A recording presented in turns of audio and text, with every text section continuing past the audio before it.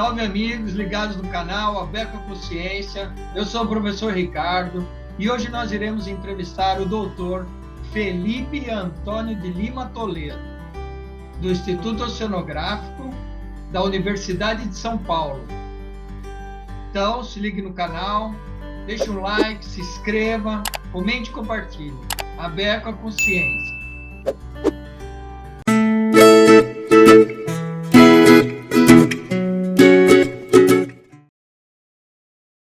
Salve amigos ligados no canal Aberto à Consciência, estamos de volta hoje para entrevistar o professor Felipe Antônio de Lima Toledo. Tudo bem, Felipe?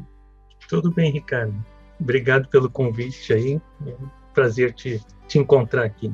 Joia, o prazer é nosso, muita satisfação aqui de tê-lo conosco no canal Aberto à Consciência. Lembrando que é um canal que visa a divulgação científica, disponível gratuitamente no YouTube, uma parceria entre a Associação Brasileira de Estudos do Quaternário, a ABEQUA, e a Universidade Federal da Bahia. Então, o Felipe é professor no Instituto Oceanográfico da Universidade de São Paulo, da USP, e hoje a gente vai fazer um bate-papo para ele nos contar aí um pouco sobre sua carreira, sobre as pessoas que passaram e contribuíram de forma positiva dentro desse seu estudo, são esses estudos, que a gente sabe que o professor Felipe é voltado principalmente à paleoceanografia, então vamos entender um pouco mais sobre paleoceanografia, sobre os projetos. Então, se você gostar da nossa programação, não se esqueça, veja se está inscrito, faça a sua inscrição, deixe um like, que é importante, comente e compartilhe, tá certo? Então, Felipe, para iniciarmos aí, vou pedir, primeiramente, agradecer novamente a tua presença e pedir para que você fale um pouco sobre sua carreira. Bom, então, vamos começar, como eu tenho visto desde o início, Eu sou geólogo de formação, me formei na Universidade Federal do Rio Grande do Sul em 1992, no que seria o ensino médio hoje, mas no final no último ano da escola, eu até cogitei oceanografia, mas aí cheguei a escrever, esses dias até achei numa caixa aí uma carta que eu recebi da FURG sobre o curso, mas no final decidi mesmo pela geologia, que era o caminho, até porque era mais fácil, não morava em Porto Alegre, Depois que eu entrei no curso de geologia, ainda durante a graduação, no segundo ano eu já tive bolsa, e aí eu fui bolsista de iniciação científica até o final. Comecei, eu acho, trabalhando com o professor Ieda Esteves, que trabalhava com moluscos fósseis, e nesse início ali, na iniciação científica, ela era responsável pelo Museu de Invertebrados Fósseis do Geociências, lá na URGS, e eu trabalhava auxiliando, então, na manutenção dessa coleção. Então, ali foi o meu primeiro estágio. E como ela trabalhava com molusco, aquilo me atraiu e sempre deu uma vontade, vou trabalhar com molusco, mas ela pegou e disse, não, você vai ser geólogo, tem outro perfil, e ela me encaminhou para nanofósseis calcários. Eu nem sabia o que eram nanofósseis calcários, coccolithoforídeos. E aí tinha uma pesquisadora que estava lá, ela era pesquisadora independente, mas uma excelente especialista, já tinha formado um outro geólogo que foi para a Petrobras até. E aí comecei a trabalhar com intercalar museu e nanofósseis calcários. E a partir daí, eu comecei a ir pelo menos 2 vezes por ano, fazer estágios sempre no Rio, na Petrobras, em curta duração, porque era sempre nas férias. Naquela época nem as pistas eram duplicadas, era tudo de ônibus, então era uma grande aventura, Porto Alegre e Rio de Janeiro, 2 vezes por ano de ônibus. Quem me recebeu a primeira vez lá foi um geólogo, Armando Scarparo, que a gente fez por um bom tempo, foi quem me recebeu por lá, e o Rogério. E aí foi o caminho óbvio depois, já trabalhando com isso, eu ingressei no mestrado. Mas eu tinha, dentro do museu, conheci muita gente ali, que era paleontólogo, então eu comecei a me apaixonar pela paleontologia, né? E então ingressei no mestrado de micropaleontologia, orientado pelo professor Ivone Sanguinetti. Fiz meu mestrado com nanofósseis calcários, um material cedido pela Petrobras, e já para o doutorado migrei para bioestratigrafia. Comecei em doutorado que, assim que começou, orientado já pelo professor René Rodrigues, que havia sido geólogo da Petrobras, e com uma parceria muito grande, alguém que virou um grande amigo nosso, o Renato Kouzma, e eles, principalmente o Renato, a gente mudamos de rumo completamente e entramos na paleocenografia. E para entrar na paleocenografia foi que a gente se mudou, fomos embora para os Estados Unidos, a gente passou 2 anos em Woods Hole. E aí lá sim, foi um período de imersão total, muito estudo nessa área. Lá a gente era orientado pela Adélia Opo, e foi um momento incrível, assim, conhecemos o Alice Breaker, que foi quem descreveu a circulação termalina pela primeira vez. A gente teve uma escola muito, muito boa lá. Terminando o doutorado, a gente terminou o doutorado em dezembro de 2000, e em 2001 eu já estava iniciando o trabalho no projeto MAPEM, que era um monitoramento, um projeto de monitoramento ambiental de descarte de cascalho. E quem fez esse contato, quer dizer, aí que a gente começou a trabalhar com o professor Elírio Toldo e o Ricardo Ayup, né, que eram quem coordenava esse projeto. E o projeto durou 5 anos. Nesse meio tempo, quando a gente saiu dos Estados Unidos, eles disseram que iam nos levar de volta, e aconteceu. Nos chamaram de volta em 2001. Nós voltamos para o Woods Hole, agora como pós-doc. E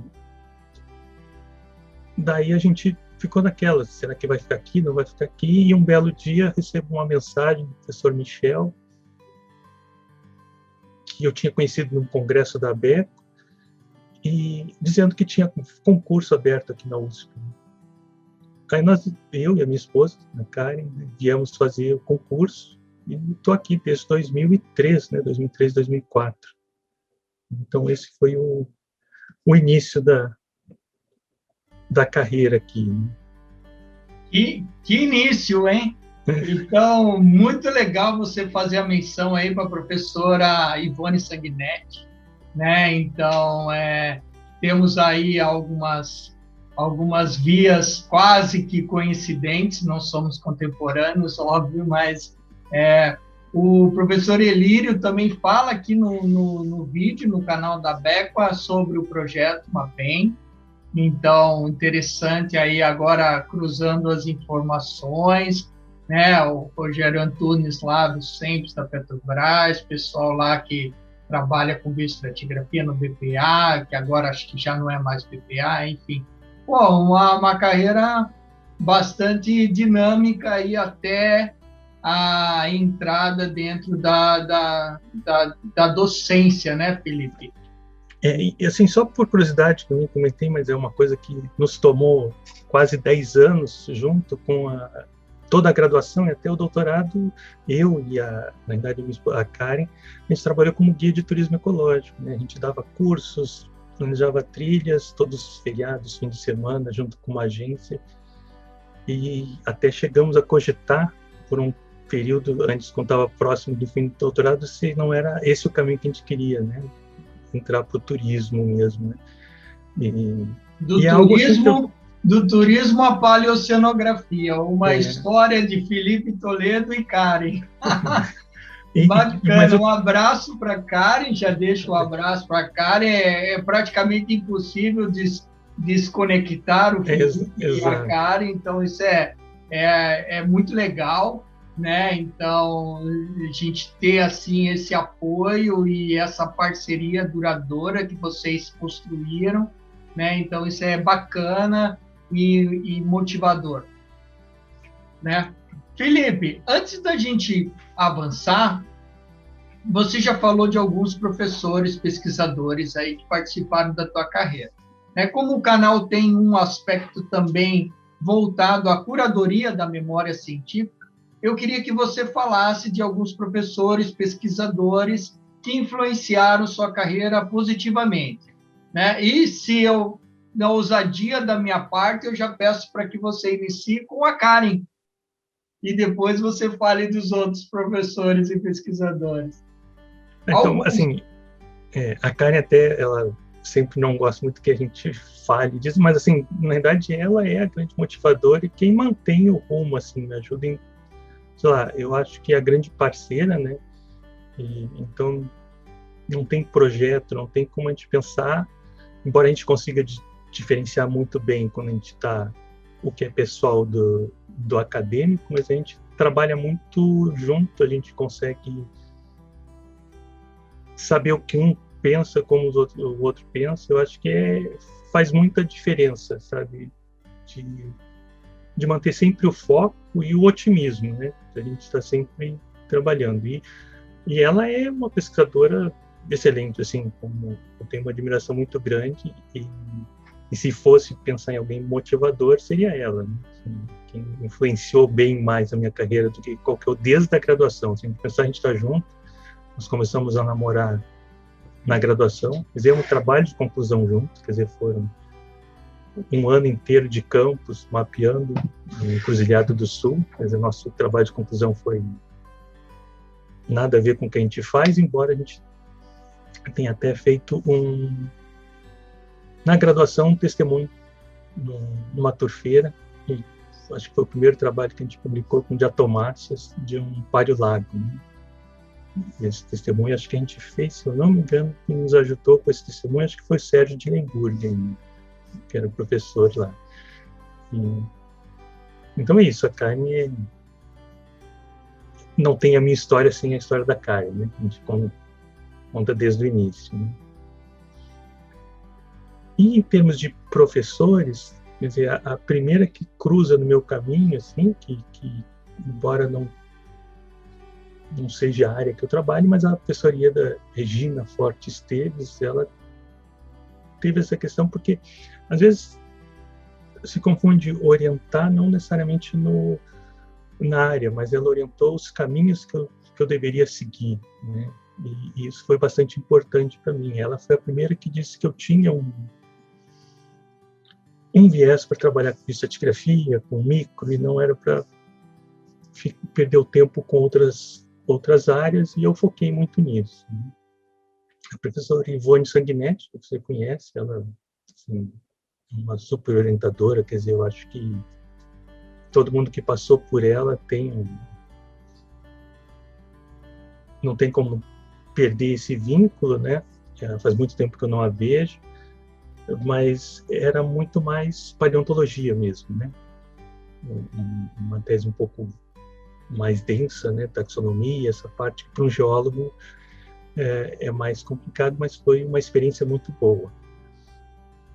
Pulando dali, a gente conheceu o professor René Rodrigues, e isso influenciou bastante, e ele nos colocou em contato com o Renato Cosmo, que depois se tornou um grande amigo da gente. Quer dizer, a gente se encontra sempre que pode, e o Renato, acho que precisa bem falar, eu acho que ele é alguém que deveria até vir falar aqui no canal da Avequa, né? O Renato Cosmo, acho que é um exemplo, né? E é alguém que eu respeito muito academicamente. Eu acho que, assim, embora ele não seja professor, né, mas ele poderia, assim, ter entrado um dia na academia, né? E a gente tem um carinho muito grande por esses dois, o Renato e o professor René. Claro que nesses estágios aí foi importante a recepção, não são professores, mas ajudaram muito no crescimento, que foi, eu diria, que o Armando Scarpari, que é geólogo, doutor também, e o Rogério Antunes, que me ajudaram no início com os nanofósseis calcários. Depois tive uma saída para os Estados Unidos, que aí lá a gente foi recebido pela Délia Oco, que foi nossa orientadora e foi quem realmente introduziu na paleossonografia. E, de novo, foi alguém que a gente se envolveu bastante, tanto que a gente voltou para lá, a gente já voltou para visitar ela, já passamos férias juntos na Espanha, com ela, a família, a gente tem um vínculo que vai além do acadêmico, né? E no momento que a gente termina o doutorado, a gente encontra, né, com o professor Ricardo Ayup, esse já falecido, né, e o Elírio todo, que o Elírio, assim, foi um momento importante, alguém que ajudou muito na carreira, no início de carreira, quando você termina o doutorado e precisa ter uma orientação muito mais em como administrar um projeto, como orientar. Ele foi muito bom nesse momento, né? Além do que o Elírio eu admiro bastante, né? Teria sido alguém, e eu acho que quem pode ser orientado pelo Elírio tem uma grande sorte, né? Eu gosto bastante dele. Então, e aí passamos pela mesma situação. Me ajudou muito em um momento bem chave, quando eu deixava a UFSC, e foi na transição antes de eu chegar no Instituto Oceanográfico da USP, com o Michel. O Elírio teve um papel ali muito importante. Eu acho que o Elírio ele é excelente na orientação, principalmente nesse momento que a gente mais precisa também, né? E aí foram quase 5 anos no MAPEM, né, que era coordenado pelo Elírio, muitas viagens, muitos cruzeiros. Então foi um momento bem interessante. É claro que talvez esqueça algumas pessoas que passaram pelo caminho, mas essas são assim as pessoas que mais marcaram.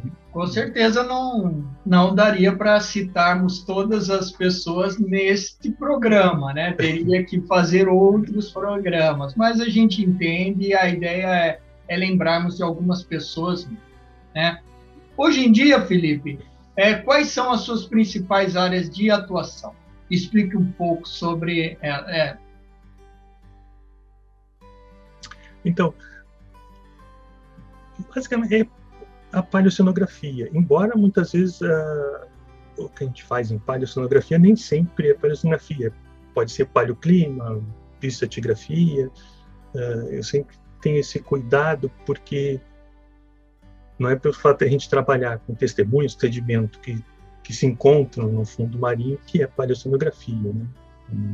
Então, bem claro isso, né? E até a gente trabalha basicamente com foco principal os últimos 130 mil anos. E se a gente foca no último máximo interglacial, né, no estágio 5E, e o recente, e também com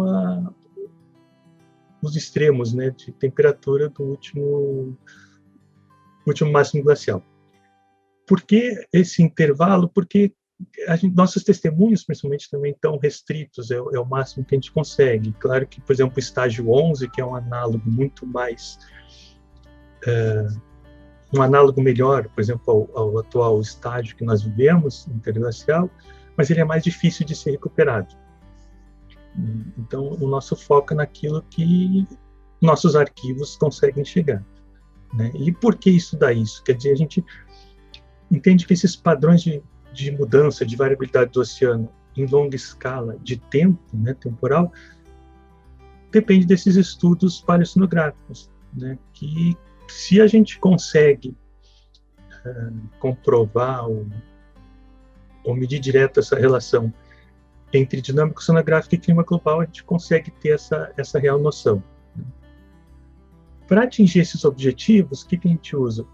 E aí vem os nanofósseis calcários, né, e foraminíferos. Eu não falei, mas assim, depois dos nanofósseis calcários, eu me especializei em foraminíferos plantônicos, né, e seguimos até hoje. Então, foraminíferos plantônicos, nanofósseis calcários, os bentônicos, e análises geoquímicas, principalmente isotópicas e elementares. Aí, Felipe, deu uma travadinha. Não, mas antes da gente evoluir, você atualmente é professor associado no Instituto Oceanográfico da USP e coordena, né, aí o laboratório de paleoceanografia do Atlântico Sul. o Lapas. É isso, né? Isso. Uhum. Então, o que vem a ser a paleoceanografia? Numa concepção mais simples possível. Mais simples possível. Às vezes, por incrível que pareça, a gente trabalha com isso E a ideia é complicar as coisas. Né? Então, quando define, mas é uma coisa importante, né? De justamente ter essa noção, o que seria, né? O que é, né? Então é uma junção, né, de duas palavras, paleo então, porque e oceanografia. Quando a gente fala, porque às vezes confunde um pouco, porque quando tu fala em paleoclima, né, que seria o estudo do clima antes do período de medições, né? Então, eu acho que isso a gente tem que separar. Então, o paleoclima ele vai fornecer então uma perspectiva do clima no passado, certo? Então, ele vai testar hipóteses sobre causas das variações climáticas e vai ser importante para previsões futuras. Né? E, de qualquer forma, entender o paleoclima depende de tempo, né? Uma vez que a gente se a gente pensar qual é o foco da pesquisa, a partir de que tempo. E a paleoceanografia, em termos gerais, a gente poderia dizer que reconstitui a história dos oceanos, né? Seria aquilo que conta a história dos oceanos, ou seja, desde o desenvolvimento e forma das bacias oceânicas, ou desenvolvimento, estabelecimento das correntes, das superficiais e profundas, desenvolvimento da produtividade biológica e, como tema central do nosso estudo, e acho que quem estuda paleoceanografia, seria elucidar o papel dos processos oceânicos nas mudanças climáticas e no ambiente global de modo geral. Então, acho que assim seria basicamente. Sim. Quando você foi a primeira vez para os Estados Unidos, ainda no doutorado, você citou a professora e é responsável pelo primeiro estudo de correntes termoalinas, é isso? Não, o professor, o Wallace Breuer. Ele que foi quem descreveu a primeira vez a corrente termoalina. O que é uma corrente termoalina? Ou seja, o oceano, quando nós olhamos o oceano, ele não é uma massa de água única e homogênea que não se movimenta, porque muitas vezes a gente vê o movimento dos oceanos ou dos mares através das ondas que quebram na praia, né? Mas lá no oceano profundo, essas massas de água, ela se movimenta, ela tem correntes de fundo. O que são essas correntes termoalinas ou estruturas? Podem ser chamados, né, de correntes ou conveyor belt, basicamente, assim, de modo simplificado, como tem a figurinha clássica, né, que o Breuer disse que ele desenhou num guardanapo, né, e é o que a gente usa para representar, mas na verdade é extremamente complexo. Mas o que a gente diria é que as correntes superficiais, elas circulam, levando, então, pensando no Atlântico, que é o nosso foco de trabalho, as correntes superficiais quentes e salinas, elas migram para o norte. Quando chegam na Groenlândia, porque elas estão perdendo calor, ficando cada vez mais salinas, elas afundam e retornam como corrente profunda do Atlântico Norte, que em português seria a APAM, né, ou a NADW em inglês. Essa corrente vem para sul, é uma corrente mais fria, um pouco salina, e a gente diria que ela não é uma corrente de fundo como a da Antártica. O Atlântico Sul envia para norte a corrente de fundo, que é a corrente antártica. Essa sim, ela vai lambendo, vai raspando o fundo. Né? qual é a importância desse cinturão, entender esse cinturão, como é que funciona? Quer dizer, onde é que ressurge as águas? É claro que se ela afunda, ela ressurge em algum lugar. Ela ressurge na Antártica, né? E também lá perto do Alasca nós temos pontos de ressurgimento, tem algum no Índico, mas o ponto-chave, eu acho que hoje seria entender o Atlântico, né, como um todo, porque existe esse transporte de calor do sul para o norte. E só para ter, assim, a gente sempre usa como exemplo da importância disso, quer dizer, se você olhar a latitude da Inglaterra, Reino Unido e de Nova York, você vai ver que Inglaterra, Islândia estão bem mais ao norte, mas não são tão frio, muitas vezes no inverno, como é na costa leste do Canadá e Estados Unidos, por conta disso, da corrente do Golfo, que é essa corrente que, na verdade, passa por aqui, a corrente norte do Brasil, que segue para o hemisfério norte e mantém eles mais aquecidos. Ou seja, se você enfraquecer essa corrente, uma hipótese, como já aconteceu em diversos momentos dentro do Holoceno, você vai esfriar ou congelar toda essa região. Exemplos de curta duração recente, a gente pode ver isso, a pequenidade do gelo, que dura até o século XIX, causa vários transtornos na Europa, né? E muito pode ter a ver, às vezes, com pequenas mudanças na circulação. E quando a gente fala nisso hoje, por exemplo, o aquecimento global, derretendo os geleiros, por exemplo, derretendo a Groenlândia, hoje, derretendo o gelo marinho, ele não vai elevar o nível do mar, mas ele joga uma quantidade de água doce suficiente para diminuir a densidade da corrente que está afundando. Diminuindo essa densidade, ela vai afundar com velocidades menores e a profundidades menores. E com isso, esse cinturão que mantém como um termostato o clima da Terra, ele vai mudar. E você mexendo no termostato, você vai mexer na temperatura. Claro que não é tão simples, né? Mas, assim, de uma forma simplificada, seria isso, né? E a gente não pode falar.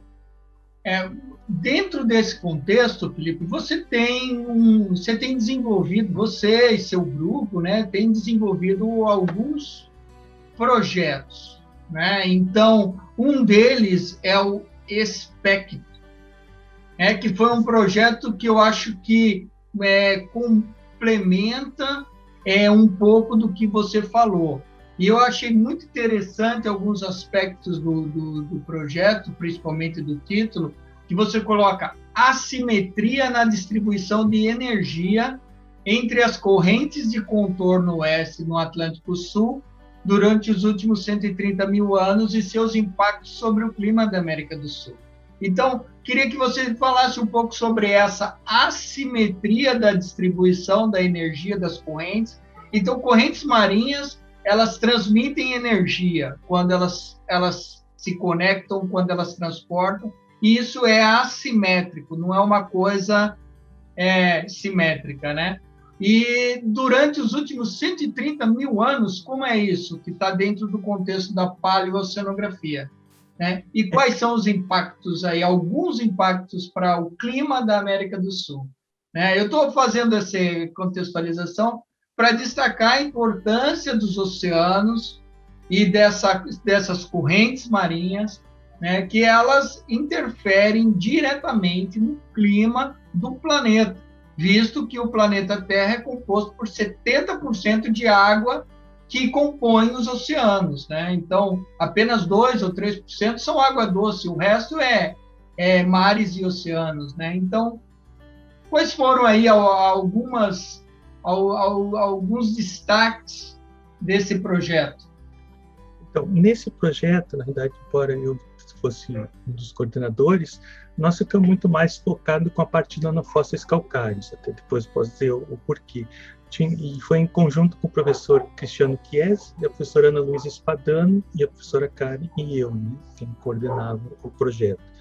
Na verdade, os 130 mil, de novo, era o nosso arquivo, né? Alguns chegavam um pouco mais, mas a A maioria dos arquivos que a gente tinha, tanto que estavam sob influência da corrente do Brasil, e os que estavam influência sobre o norte do Brasil compreendiam esse intervalo de tempo. Então, a gente se limitou a esse intervalo de tempo. Na paleocenografia, ou mesmo na bioestratigrafia, quando um evento acontece no passado, quer dizer, a gente não está lá e não tem como medir. Então, quando você recolhe esse arquivo, você vai pegar os proxies, né, que a gente conhece, mas ele, na verdade, como testemunho sai do fundo do mar, ele é uma caixa preta para a gente não sabe o que tem, a gente não sabe o que recuperou, não sabe o que tem, e eu acho que é uma ciência forense, né, enquanto forense a gente liga normalmente com crimes, né, onde a polícia vai lá, não vê o crime, mas tenta recontar, nós tentamos recontar como é que foi essa história paleoclimática, paleocenográfica, que a gente não viu acontecer, mas a gente vai lá e interpreta essas pistas, né? Então, isso é importante. E nesse contexto, a gente estudou essa separação entre a corrente do Brasil e a norte do Brasil, com alguns resultados que alguns alunos têm publicado, já esses não são da nossa linha, mas mostrando que isso influencia claramente sobre a questão de chuvas, né, sobre o continente. Quer dizer, toda essa energia que está sendo passada dos oceanos, ela vai influenciar na umidade sobre o continente também, né? Não é só a Amazônia, no caso, e esses deslocamentos, ou seja, essas células que vão estar se deslocando, vão alterar. Então, entender como é que isso influencia, né, e traz essa energia, né, essa umidade para cima do continente, nesses últimos 130 mil anos. É óbvio que a gente não consegue, uma coisa mais recente nos testemunhos, mas a gente consegue ver um padrão que existia um deslocamento mais ao norte até da zona de convergência intertropical do que tinha sido descrito, né? Tem nesse artigo que foi publicado, eu realmente não lembro as latitudes, mas então seria essa é uma das questões, né? Nós focamos muito mais, mesmo dentro do aspecto em relação aos nanofósseis calcários, por conta acho que eu tinha falado contigo, do INA, né, do Congresso Internacional de Nanofósseis Calcários, que nos tomou um tempo desde a decisão que ele seria no Brasil até realmente a execução dele aqui. E aí, boa parte do grupo no laboratório passou a trabalhar com nanofósseis calcários, focando nesse evento, né? Então, foi isso. O aspecto foi importante para nós, mas assim, eu acho que a gente aproveitou menos do que se gostaria, no caso do meu grupo, né? E como que você definiria um microfóssil, um nanofóssil calcário? O que é um nanofóssil calcário? O nanofóssil calcário, na realidade, ele é a gente chama de nanofóssil porque nanofóssil seria toda partícula com menos que 63 micras, né? Então, seriam placas carbonáticas de calcário que são preservadas no sedimento. No caso do recente, a gente sabe que são todos que a gente estuda, quase 100% são originários de cocolitoforídeos, que são algas, né, que possuem 3 flagelos, possuem um aptonema. Então ela tem uma característica, essa alga, que ela vive em profundidades, muitas vezes no limite, ou até praticamente sem luz. E aí você diz, mas é uma alga, precisa da luz, mas ela se alimenta com esse outro flagelo, ela consegue se alimentar, tem vídeos dela, ela captura nutrientes e se alimenta. Então é uma alga que tem uma característica um pouquinho diferente, mas ela vive até umas profundidades bem ali no limite da nutriclina termoclina.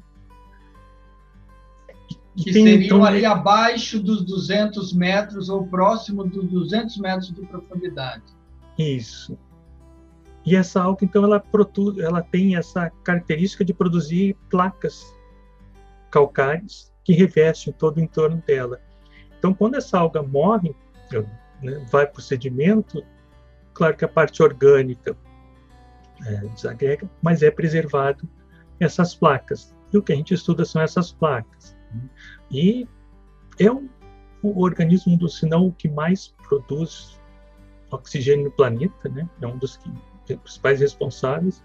Ela tem uma produtividade gigantesca, quer dizer, embora seja o tamanho de uma bactéria, os blooms delas você vê do espaço, quer dizer, basta você entrar nas imagens do ônibus espacial, da estação espacial, os astronautas adoram tirar foto desses blooms, né? Porque eles são belíssimos vindos do espaço, quer dizer, alguns são quase do tamanho da Grã-Bretanha, assim. Então, são blooms gigantescos, né? Quando você olha aqueles cliffs que são famosos em Dover, na Inglaterra, brancos, 60%, 70% da composição daquilo ali são nanofósseis calcários.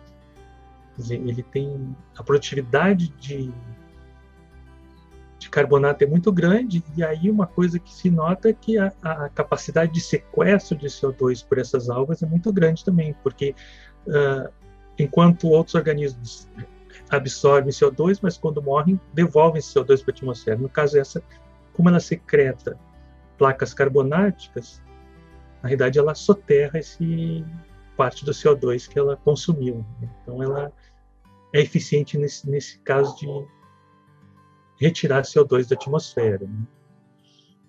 Que bacana, Felipe. Outra linha muito explorada por vocês são as análises isotópicas, né? São os isótopos. O que consiste essa análise isotópica e quais são os principais isótopos que vocês trabalham, né? Visando que tipo de resultado? Na verdade, hoje nós trabalhamos principalmente com isótopos de oxigênio, né? O O18, e carbono, que ele sai junto, né? Nós no lab não temos aqui um equipamento, hoje tem um na IASH, a gente tem utilizado com excelentes resultados. Antes a gente fazia principalmente lá em Woods Hole mesmo. Essas análises eventualmente na Petrobras, ou seja, quando o organismo vive, ele secreta esse carbonato da sua testa, ele absorve o oxigênio que está na atmosfera. E a gente mede, então, essa razão, O18, O16.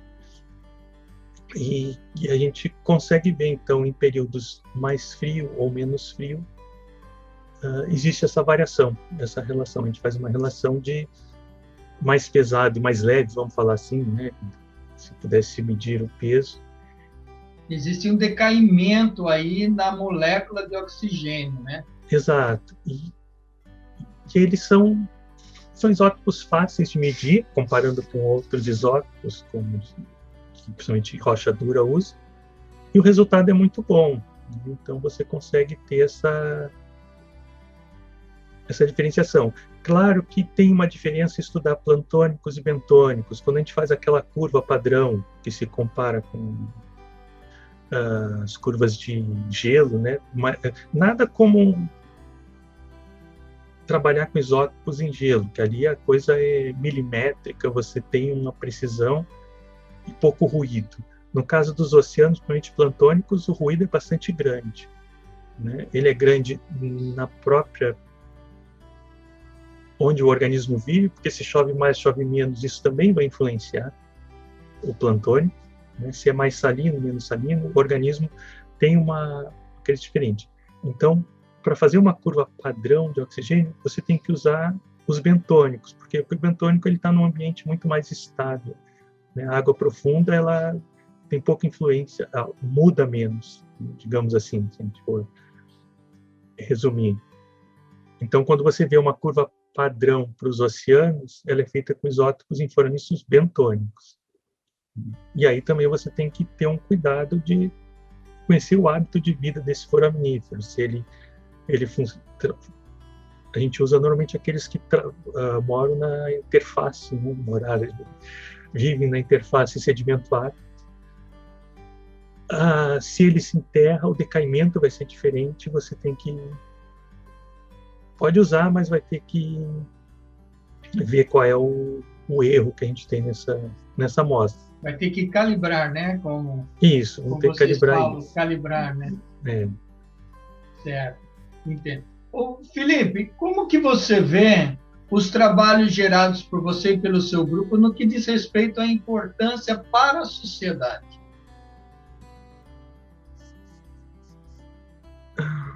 Obviamente, né? Obviamente tem aí a formação de recursos humanos, que é um papel que vocês desempenham, mas e aí já está implícito a importância social, né? Mas mais especificamente em termos de desenvolvimento tecnológico, desenvolvimento de capacitação científica, enfim. Então, a maior parte do trabalho, principalmente por a gente estar dentro da academia, ele está muito mais voltado para desenvolvimento tecnológico, para desenvolvimento de conhecimento que pode ou não ser aplicado no dia a dia. Mas a gente tem capacitado, por exemplo, através de projetos, nós tivemos projetos de rede Petrobras durante 8 anos, e esses projetos capacitaram, né, profissionais para trabalhar principalmente na área de bioestratigrafia. Aí, por que eu fico assim? Porque são áreas muito específicas, né? E hoje o mercado está fechado para isso. Então, você se especializa para algo que hoje não contrata, né? Mas, assim, resultado, como pode usar? A gente trabalha com esses resultados de previsões climáticas, que podem ser usados para previsões climáticas. Na realidade, a gente trabalha com mostrando como o clima era no passado e o que a gente pode enfrentar em situações futuras, né? Quer dizer, essas previsões, claro que são os extremos, mas a gente pode ver o que pode estar levando, quer dizer, alterações, por exemplo, quando a gente vê hoje que a circulação termalina começa a diminuir a velocidade, mesmo sendo pequena, a gente pode, e aí vem a questão do aspecto também, do projeto, a gente pode ver que essas pequenas alterações podem não mudar ainda, por exemplo, variação de nível do mar ou aumentar o frio ou o calor por longos períodos, eu não sei esses picos que a gente está tendo agora, mas ele pode mudar, por exemplo, por 1, 2 anos, a chuva em determinado local, né? E eu acho que o ciclo hidrológico é uma coisa muito importante, quer dizer, se você pensar que se você tirar a chuva de cima de um continente e passar a chover em cima do oceano, quer dizer, isso vai ter uma implicação humana extremamente grande, quer dizer, e muito rápido. Isso vai dizer, mas isso é só 1 ou 2 anos, depois volta. Mas imagine 1 ou 2 anos sem chuva na região sudeste do Brasil, por exemplo, seria algo catastrófico. Então, nesse sentido, eu acho que os dados mostram o que pode acontecer, né? Agora, como mitigar, como fazer para reverter, a gente não consegue ainda ter essa noção. E eu até aproveito, então, Felipe, e perguntar se esse conhecimento está sendo empregado pelos gestores e tomadores de decisão aí nos diferentes níveis, principalmente nos municipais e estaduais, né? Porque muitas das pesquisas envolvem aí o Oceano Atlântico, então, vamos dizer, tem um aspecto global, né, que pode influenciar também outros países banhados ou margeados pelo Oceano Atlântico. Mas, localmente, você acha que esses trabalhos eles vêm sendo empregados? Você acha que os gestores municipais, estaduais, eles têm a noção da importância dos trabalhos que são gerados por você, pelo seu grupo, no que diz respeito a alterações climáticas, impacto direto no clima, enfim? A nível municipal, nenhum, né? Isso, assim, se a gente focar só em regiões costeiras, né? Eu acho que nenhum município está interessado. Eu acho que o máximo que a nível municipal se consegue ver é em relação à erosão, quando esse município vê que está erodindo, mas ele não está nem preocupado muito com, assim, a visão que eu tenho hoje, com o que está causando. Assim, ele quer uma solução rápida para a próxima eleição, né? E não uma solução a longo prazo. É como dizem hoje em dia, né? O coqueluche é o engordamento artificial de praias, né? Eles não querem saber o que aconteceu para aquilo entrar naquele movimento erosivo constante, né? E a nível estadual, se for pensar, existe um investimento, no caso de São Paulo, do Estado na pesquisa através da FAPESP, seria o máximo, mas o Estado em si também não vejo se preocupando, a não ser eventualmente um discurso, mas você não vê uma preocupação. E a nível federal também, às vezes se comemoram que se abriu um edital, se abriu alguma coisa, mas editais para pesquisa que depois não vão ser aplicados, não vão ser utilizados por tomadores de decisões, eu acho que segue o mesmo caminho, né? Como se não tivesse... Financia a pesquisa, poderia utilizar esses dados, mas muitas vezes não são utilizados, né? Teve aqui no canal uma frase do Sérgio Willenburg.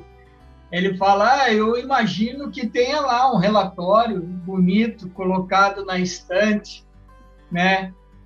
Lógico que foi feito digital, mas ele imagina que foi colocado impresso, colocado numa estante e arquivado, e está lá, mas ninguém vê, ou eventualmente uma ou duas pessoas podem ir lá dar uma vasculhada. Mas, enfim,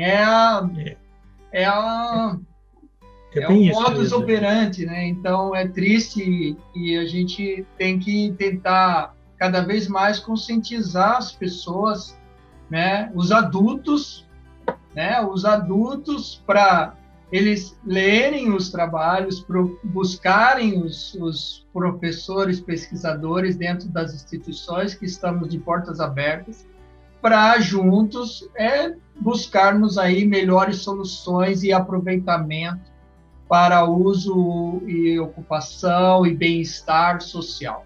E para as crianças, aí eu já fiz um gancho, você, Karen, uma vez já desenvolveram alguns trabalhos de educação ambiental, incluindo oficina de fósseis. Como é isso, Felipe? O que foi feito para as crianças? Qual a motivação? Obviamente, a motivação é a criança, mas assim, qual é a importância de termos iniciativas de ciência da natureza, ciências da terra, ciências do mar, da atmosfera, levadas para as crianças aí a partir do 3, 4, 5, 6 anos de idade, né? Então, esse projeto, na verdade, assim, um histórico um pouco. Lá no meu tempo da graduação, como eu disse, eu trabalhava lá no Museu de Invertebrados Fósseis e acabou se tornando um grande amigo nosso, que hoje é professor na Universidade Federal do Ceará, o professor Márcio Mendes. Ele trabalha com insetos fósseis. E na época a gente brincava muito lá de fazer réplicas, né? De fazer o molde, fazer a réplica em gesso. E acho que foi o primeiro trabalho de iniciação científica que eu apresentei num congresso de iniciação científica, foi sobre confecção de moldes a partir de organismos ou de rochas. Mais tarde, quando estava em São Paulo, minha filha ia sempre a congressos, vai até hoje com a gente, e eu tinha como explicar para uma criança, na época ela tinha 4, 5 anos, o que os pais dela fazem. Trabalham com... Não é um bicho grande, é um bicho que você não vê, quer dizer, eu até via na lupa, no microscópio, mas mesmo assim, como você entender? E aí eu resgatei isso e a gente chamou de Faça um Fóssil Muito Fácil. Né? Foi um projeto que na época teve financiamento da área de cultura e extensão da Universidade de São Paulo. Teve 2 estagiárias, uma delas até está fazendo doutorado com a gente, a Mariana até hoje. Fazendo doutorado agora, né? Mas está com a gente até hoje. E esse projeto, então, a gente começou fazendo réplicas, a gente construiu as réplicas a partir de fotos de foraminíferos e nanofósseis calcários.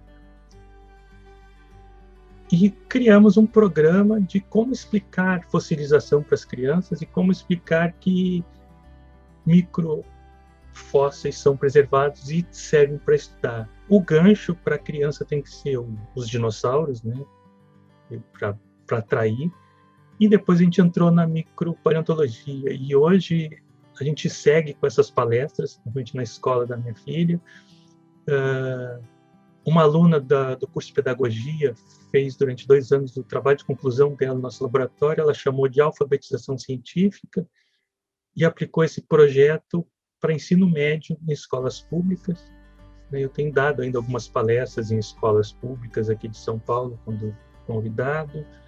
A gente tem jogos e o resultado tem sido muito interessante. Se você falar com essas crianças depois, e agora adolescentes que passaram por isso, eles sabem te explicar o que é um microfóssil, o que é fossilização, e mesmo os professores introduziram isso no dia a dia, quer dizer, a importância, e eu acho que é muito importante porque a criança passa a ver que os organismos que tem no oceano não é só aqueles que vêm, não é os mais fofinhos, tubarão, baleia, tartaruga. Existem organismos pequenos que são extremamente importantes para que esses organismos maiores sobrevivam, né? E para o clima no planeta, quer dizer, eles conseguem saber que mais tarde, agora para os adolescentes, a gente explica justamente também questão de circulação, temperatura de água. Então, o projeto nasceu e ele segue, né? E à medida que as crianças vão se tornando adolescentes, a gente volta para dar as palestras, você tem que entregar algo a mais, né? E a criança tem sempre aquele grau de dificuldade que você explica algo e se ele não entende, ele diz que não entendeu, né? Então, é bacana até para treinar todo mundo no laboratório, porque é muito mais difícil explicar para uma criança do que explicar para um adulto, né? E é um projeto que dá bastante prazer, assim, embora dê um pouco de trabalho, e hoje ele seja todo sustentado por mim e pela Karen, assim, a gente não tem financiamento, mas é um projeto bacana. E tem um aluno nosso, que atualmente está afastado, mas o Antônio, ele tem uma capacidade de fazer réplicas, ele fez para o congresso, que teve agora uma réplica de Coccolitho floridis, que é perfeita, assim.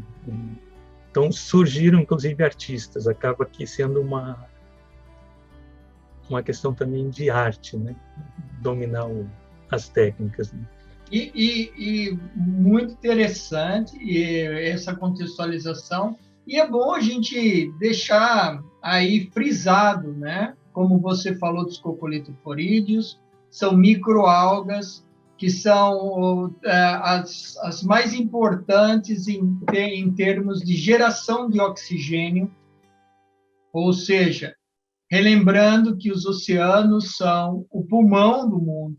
Então, não se estuda microfósseis porque é o dinossauro. Não, eles têm aplicações, eles abrem campos de conhecimento e de empregabilidade muito, muito claros, desde a contaminação, né, para você poder marcar, né, são marcadores de poluição, de contaminação, qualidade da água, assim como atuam na produção, geração de oxigênio, o sequestro do carbono, diminuindo aí os efeitos do aquecimento global diretamente, né? Então, se fala muito de aquecimento global, fábricas queimaram os combustíveis fósseis, temos que diminuir as fumaças das chaminés, os filtros dos carros e tal. E esses organismos, né, graças a estudos que vocês vêm fazendo e outros grupos ao redor do mundo, né, mostram aí altas capacidades de naturalmente sequestrar o carbono e diminuir essa emissão atmosférica, né, além de diversas outras aplicações. Então, é de extrema importância esses estudos, e que bom que vocês ainda mantêm essas iniciativas com crianças e adolescentes, né, levando aí ensino, cultura, ciência, né, e quem sabe aí com certeza abrindo horizontes para atuações, né? Então, a gente tem que deixar de ser um país onde só existem 3 profissões, né? Médico, engenheiro e advogado, né? Então, eu acho que isso daí foi há 2 séculos atrás, né? Então, nem no século passado já era assim, e hoje, no século XXI, nós temos que fomentar carreiras, muitas carreiras que são do presente e são do futuro, são carreiras tecnológicas que envolvem aí uma soma de conhecimentos, né? Você quer complementar alguma coisa até agora, Felipe? eu tenho que agradecer, primeiro, a tua presença, agradecer ao público que eu sei que está aqui nos assistindo, no chat, comentando, compartilhando. Muito obrigado pela presença. Lembrar que o 18º Congresso da ABECA será em 2022, em Porto Seguro, na Bahia, presencialmente. Assim, estamos todos torcendo e trabalhando para isso. Então, convidá-los a todos a continuar nos seguindo no canal ABECA Consciência, porque todas as novidades, as programações do Congresso serão também vinculadas aqui. Nós temos a ABECA Consciência, o Congresso da ABECA, no Facebook, no Instagram, né? Lembrar que a ABECA tem uma revista científica que aceita títulos em português, inglês e espanhol. Então, se vocês tiverem trabalhos e queiram submeter a apreciação dos pares, então, recomendo aí a submeter algum trabalho para a revista da ABECA. Felipe, então, gostaria de complementar alguma coisa da entrevista até esse momento? A única coisa assim, que foi importante para nós nos últimos 4, 5 anos, e quando tu falou em Cocolito Forídeos, e que cresceu muito mais o grupo, foi ter trazido o Congresso de Nanofósseis Calcários para o Brasil. Na verdade, ele foi a primeira vez que veio para o Hemisfério Sul, e ainda tivemos uma sorte, foi em setembro de 2019. A gente não sabia que o mundo ia parar depois disso, né? E acho que foi uma oportunidade muito bacana, a participação de pessoas de mais de 35 países, 150 participantes num congresso que é específico de nanofósseis calcários, né? Numa região muito distante, porque ele sempre ficou na Europa, né? Poucas vezes saiu da Europa. E isso motivou e acho que despertou maior interesse dos estudantes por ingressarem nessa área, né, de nanofósseis calcário, Cocolito Forídeos, e o foco principal vai ser sempre o quaternário, principalmente nos estudos da nossa mágica. Você foi o presidente do Congresso? Isso. Então, só um destaque, né? Então, Felipe Toledo, ele foi presidente do Congresso de Cocolito Forídeos, que teve aí, ele falou, a presença de 35 países, né? Então, mostra que realmente há uma integração global e nós temos aí, apesar de todas as dificuldades e os programas de fomento interrompidos e descontinuados, enfim, nós temos aí a capacidade de produzindo a nível internacional. Então, isso é muito importante. Além do destaque nacional, os destaques internacionais que conectam, né? Conectam o Brasil às ciências de ponta no mundo todo, né? E uma coisa assim, acho que já está chegando no fim, né? Mas a gente, quando falou de imprecabilidade, né? Eu estava lembrando aqui do laboratório, por exemplo, duas alunas que passaram por aqui, que trabalhavam com nanofósseis calcários, hoje são professoras, né? Uma é a Juliana Quadros, né? Que trabalha aí na Bahia. A Adriana Leonhard, professora na FURG, né? Depois tem uma outra, também tem orientando da carne, a Adriana, que é professora na Universidade Federal do Paraná. E a Maria Pivel, que é professora na Universidade Federal do Rio Grande do Sul. Essas 4 foram alunas aqui do laboratório. Então, assim, o índice foi bastante bom. Mais de 50%, acho que, dos doutores estão empregados em universidades, né? E legal, e bem legal essa menção, né? Um abraço para todas elas. E aí, lembrando que a Juliana Quadros, ela é nossa parceira na realização do 18º Congresso da ABECA, que será lá em Porto Seguro, na Bahia, né? Lá junto com a UFSB, que também é parceira aqui no nosso canal ABECA Consciência. Então, bacana. Então, e a Juliana eu considero até hoje ela e também o Edmundo como membros, né, do laboratório, assim, embora estejam hoje aí na Bahia, mas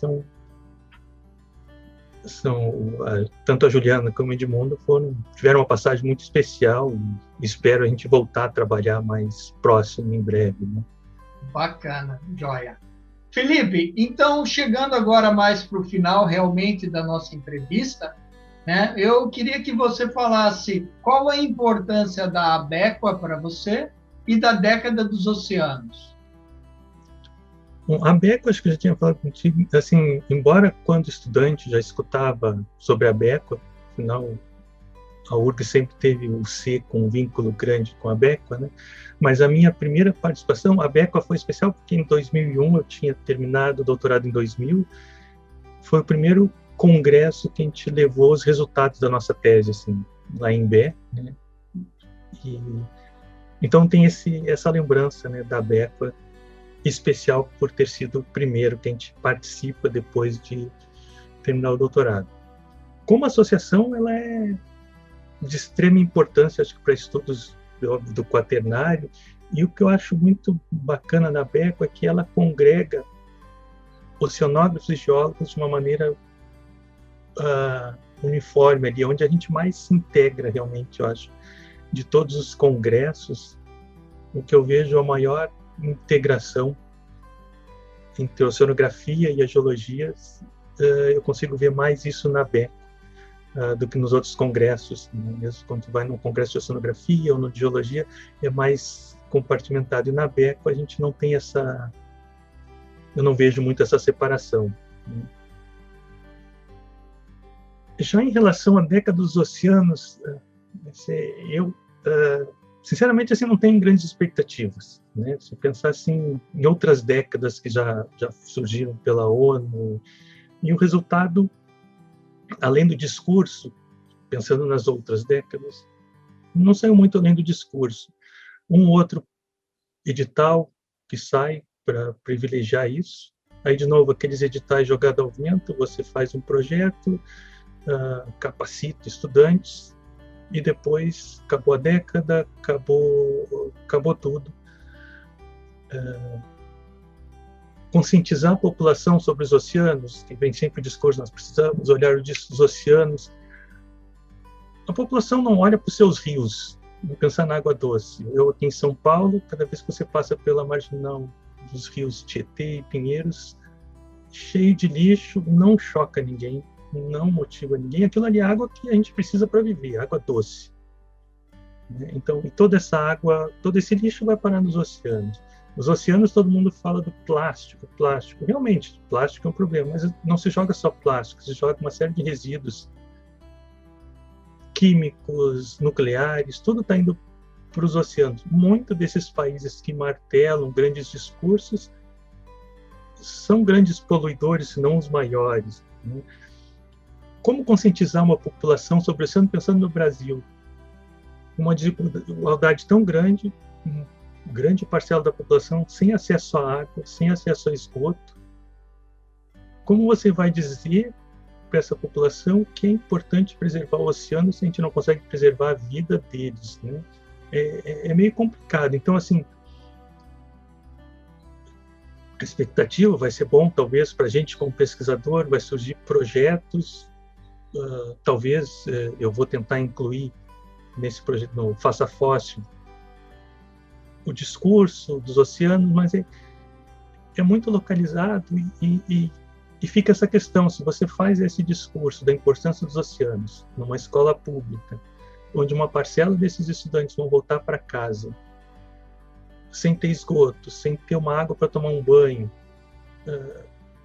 fica meio estranho dizer que eles não assimilam. Na realidade, eu acho que teria que ser uma coisa radical. Eu acho assim, se querem mesmo conscientizar, o governo teria que ter tolerância zero quanto à poluição de águas continentais pela indústria, e aí talvez a partir disso chocasse, né?